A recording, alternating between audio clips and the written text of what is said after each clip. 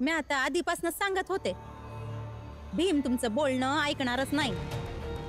पण आता त्याला काय बी करून त्याच चाळीत राहावं लागल. कारण तुमच्या नंतर स्वतःच्या बायकोची आणि घरची जबाबदारी दुसऱ्या कोणाला तर देऊ नाही शकत. जिजाबाई, कदाचित मी तुझ्या बोलण्यात येऊन मी घाई तर नाही केली ना? भीम संघ अजून एक दोनदा बोलणं होऊ शकलं असतंय. चला, उद्या सकाळी त्याला बडोद्याला जायचं आहे आणि तुम्ही आत्ता म्हणत आहे की अजून बोलणं झालं असतं. येळ होती तुमच्याकडे एवढी? आता चला, कोणीतरी बघल नाही तर. जाईत समध्यासनी माहित पडायला सुरुवात झाली असेल की आपण कुठेतरी पळून गेलो. ऐका ना, बाबा घरात नाही आहेत. काय आणि आई बी घरी नाहीत. म्हणजे बाबा आणि आईचे सामान बी नाही घरी. हे सर्व काय बोलताय तुम्ही? ह्याचा अर्थ बाबा आणि जिजाबाईजी घर सोडून तर नाही ना गेले? जेणेकरून मी बडोद्याला जाऊ नये.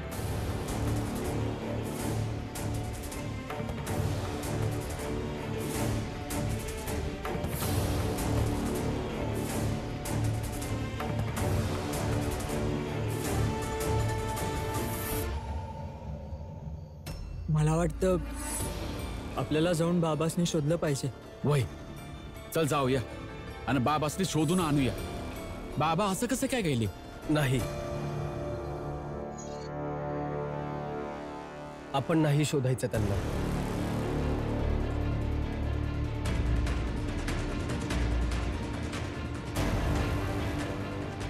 बाबांना जे औषधं घ्यायचे होते ते संपलेत ना? भाई, बंद झाले आहेत. मग त्यांना शोधायची काही गरज नाही. भीम, हे काय बोलत आहेस? औषधं संपली आहेत याचा अर्थ हा थोडी ना आहे की आपण दादांना नाही शोधायचं. त्या शोधलं त्यांना जातं ना जे बेपत्ता होतात. बाबा तर पळून गेले आहेत स्वतःहून. त्यामुळे त्यांना स्वतःहूनच परत यावं लागेल आणि आपल्या मुलाला बडोद्याला जाताना पाहावं लागेल.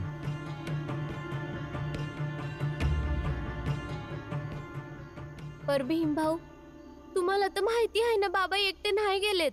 आई बी आहेत त्यांच्या संग. आणि तुम्ही तर त्यांना चांगलं ओळखता. ते बाबांना कधीच घरी येऊ देणार नाहीत. काही बी करू शकतात त्या. भीम, करुणा बरोबर बोलत आहे. आपण ओळखतो ना जिजाबाईला. तिला हे कधीच नाही वाटणार का दादानं आपल्या संग राहावं. चला ना भीम भाऊ, आई या मुद्द्याला अजून बिघडवायच्या आधी आपण जाऊन बाबांना शोधून घरी घेऊन येऊया. बहिणी, जिजाबाईंनी काहीही करू द्या, परंतु बाप लेकाच्या नात्यांच्या भावनांना नाही तोडू शकत. त्यामुळे बाबांना स्वतःहूनच परत यावं लागेल आणि आपल्या डोळ्यांच्या देखत मला काम करण्यासाठी बडोद्याला जाताना पाहावं लागेल.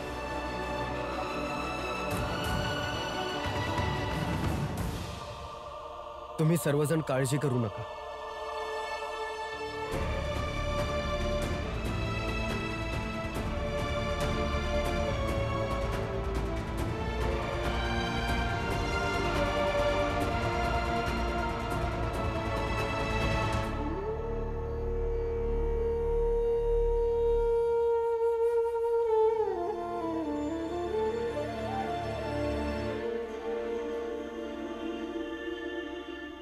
काय झालं? तुम्ही इथे का आलात? हे बघा, बाबांना शोधावं तर लागणारच ना. मग ते बेपत्ता असो नाहीतर पळून गेलेले असो, त्यासने असं घरापासून लांब नाही ठेवू शकत आपण. चला बाबासनी शोधूया. नाही, मला माहितीये ते जाणून बुजूनच गेलेत आणि जाऊन जाऊन कुठे जातील? कुठेतरी असल्या जागेवर गेले असतील जिथून आपल्यावर नजर ठेवता यावी. आणि मला माहितीये ना ते आता हा विचार करत असतील, ते असे निघून गेले तर मी इथल्या जबाबदाऱ्या सांभाळत बसेन आणि बडोद्याला नाही जाणार. परंतु ते चुकीचा विचार करताय. आता यावेळी मी तेच करीन जे परिस्थितीनुसार योग्य असेल. आपण लय लांब नाही जायचं. बघूया उद्या भीम काय निर्णय घेतोय ते. तो बडोद्याला जातो का नाही.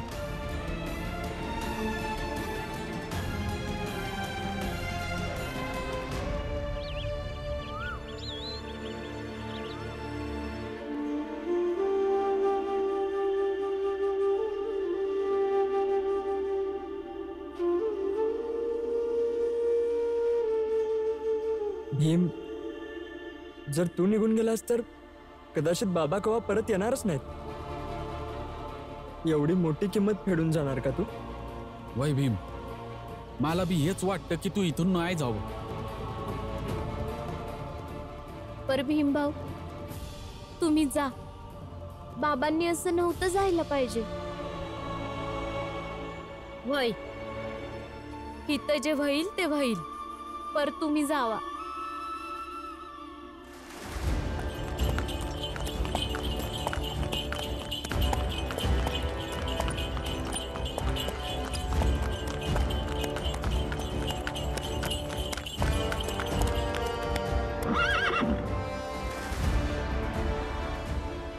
मुनेमजी, होय जा भीमरावाला बोलवून घेऊन या. होय. जा.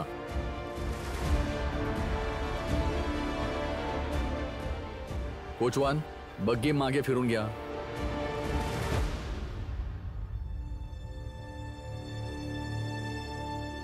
भीमराव, भीमराव,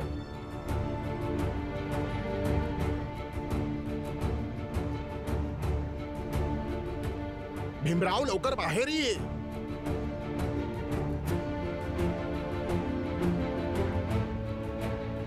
भीमराव, चल, वेळ निघून चालली आहे.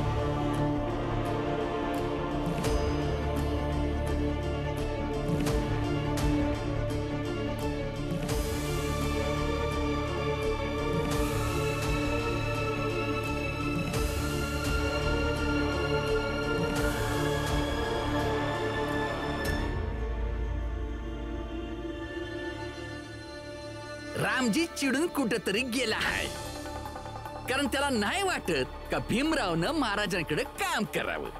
मला नाही वाटत की भीमराव जाईल. जाणार.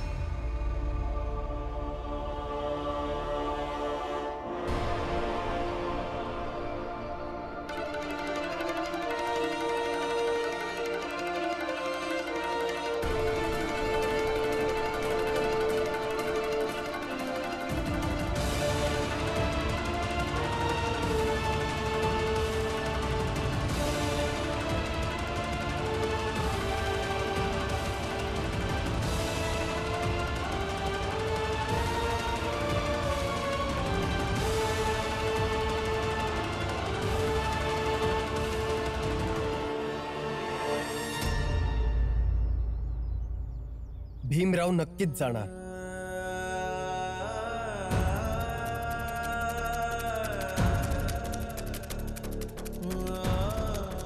चला चला.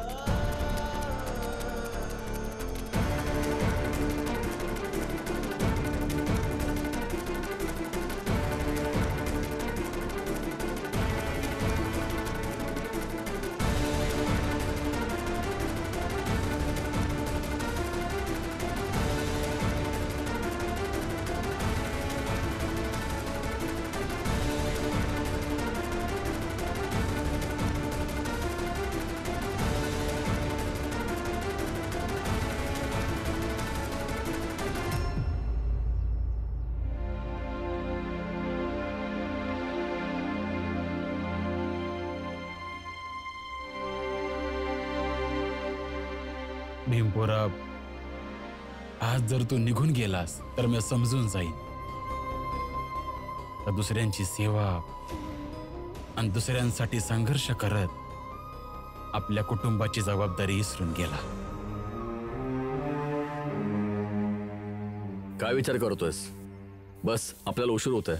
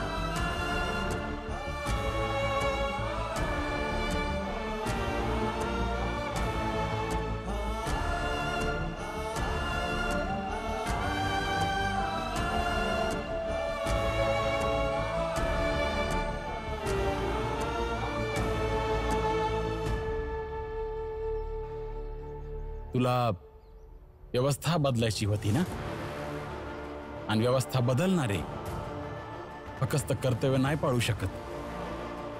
कारण कर्तव्य पालन केल्याने तू एक चांगला अनुयायी बनू शकतोयस, पण नायक नाही बनू शकत. तुझ्या हितनं जाण्याच्या आधी मी घर सोडून इथून निघून जाईल. जर तू निघून गेलास तर कदाचित बाबा केव्हा परत येणारच नाहीत. एवढी मोठी किंमत फेडून जाणार का तू?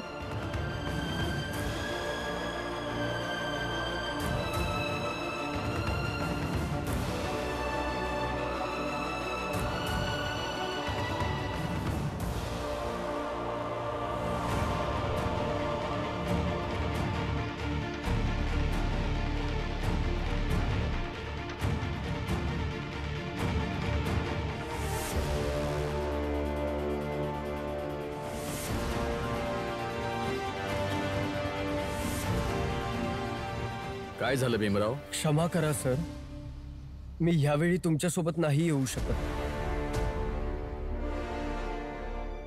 मला अजून थोडा वेळ द्या ना. माझे बाबा इथे नाहीयेत.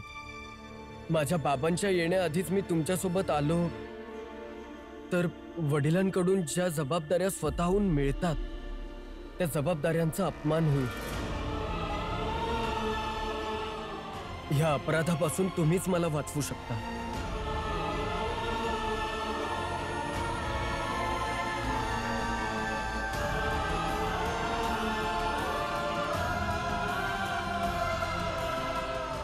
मला माहित होतं का माझा पोरगा असा निघून नाही जाणार. भीमपोरा, आता ना मी तुला कवा भेटणार आणि ना तू कवा बडोद्याला जाणार. जर का तुला तिथनं लांब ठेवण्याची किंमत मला तुझ्यापासून लांब राहायचं आहे तर तेच ठीक आहे.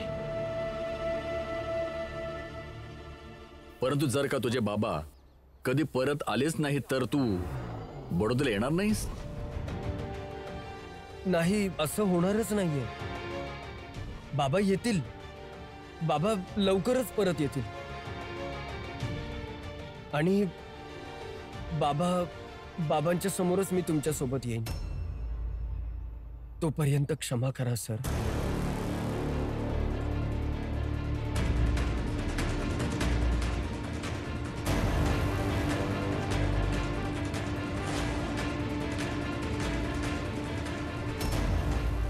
नाही पोरा, मी परत कधीच नाही येणार, कधीच नाही.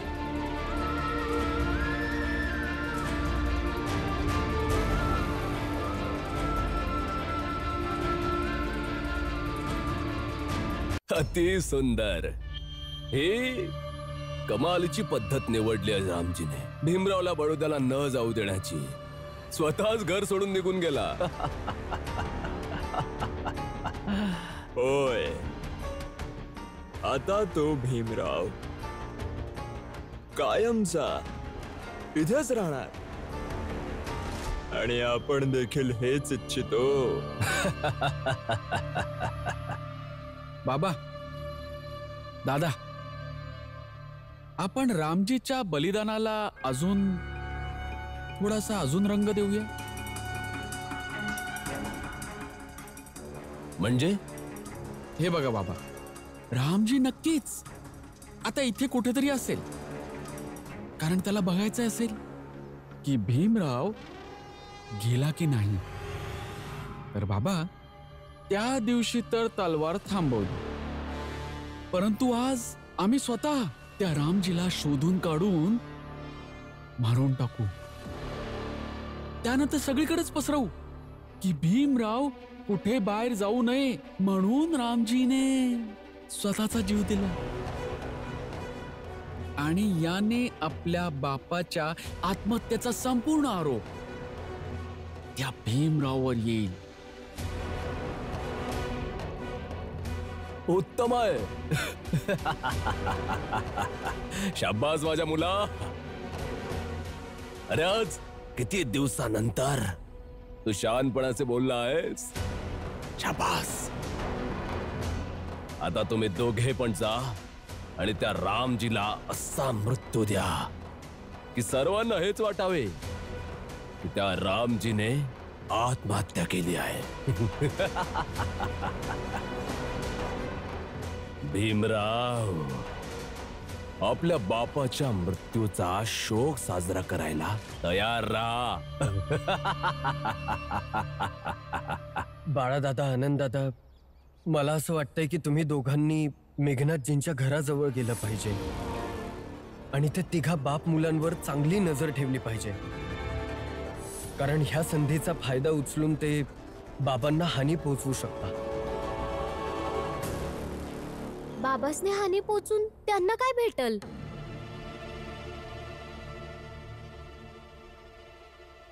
आयुष्यभर मला अपराधी ठरवणार.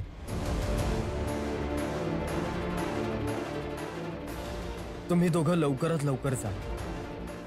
पण तुम्ही का जात नाही आहात? तुम्ही बी जावा की.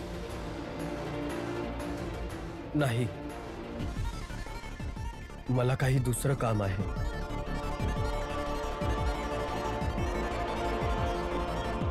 बाहेरपर्यंत चला तुम्ही माझ्यासोबत, मग तुम्ही पुढे निघून जा आणि मला जे काम करायचंय ते मी बाहेर करीन. चला.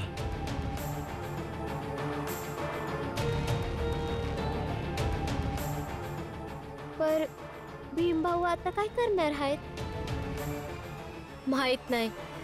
जोपर्यंत ते करणार नाहीत तोवर आपल्याला माहित थोडी पडणार की ते काय करणार आहेत.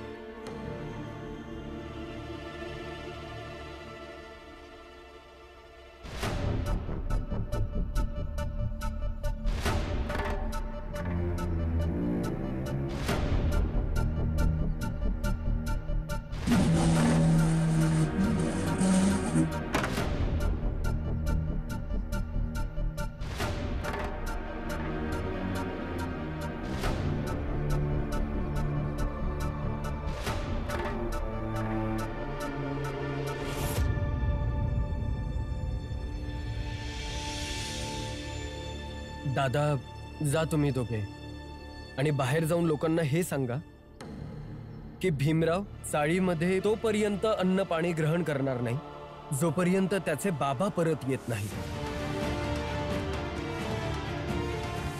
आणि ही बातमी बाबांपर्यंत आपोआप पोहोचेल. भीम, ह्यो कसला हट्ट आहे? इथं कुणालाच माहित नाही बाबा कुठं आहेत. ह्या इथे कुठं असतील.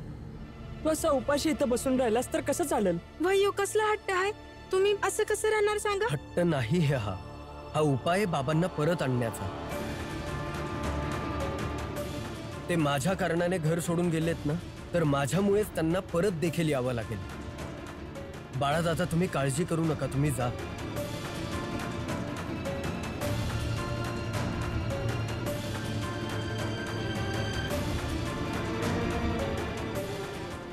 बाबा, बडोद्याला जाणार तर नक्कीच, आणि तुमच्या समोर जाणार.